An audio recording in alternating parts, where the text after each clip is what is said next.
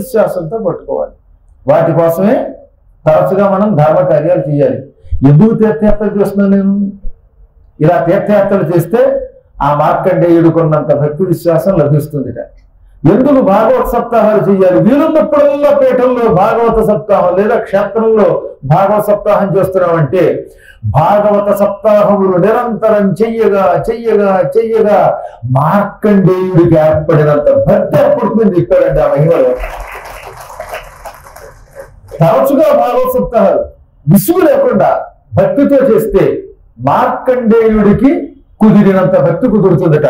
శివకేశవులిద్దరిని సమానమైన భక్తితో పూజించిన వాడు ఒక మార్కండేయుడే. అందుకే మార్కండేయుడు శివానుగ్రహంతో ఆయువు పొందాడు. ప్రళయకాలంలో కృష్ణుడి కడుపులోకి వెళ్ళాడు.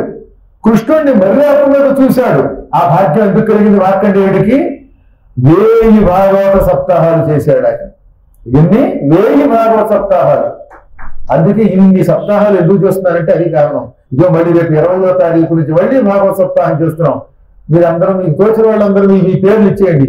ఇక్కడ ఉంటారు ఎవరో ఒకళ్ళు, పరమేశ్వరుడికో లేకపోతే సంతోష్కో ఈ రాజుకో ఎవరో ఒకరికి మీ పేర్లు రాసేవాడు. ఏం పర్వాలేదు, మాకు దక్షిణ ఇచ్చే శక్తి లేదు అనుకునేవాడు దక్షిణ ఇవ్వకపోతే ఏం పంపలేదు.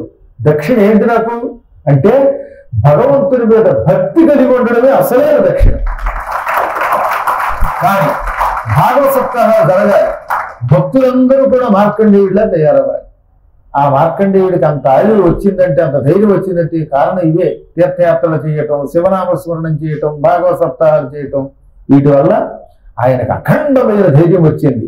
చిరజీవి అయ్యాడు. కాబట్టి ఎప్పుడూ కూడా మార్కండేయుడికి ఆయువు ఇచ్చిన వాడు భయంకరమైన భవరోగాలు తొలగించి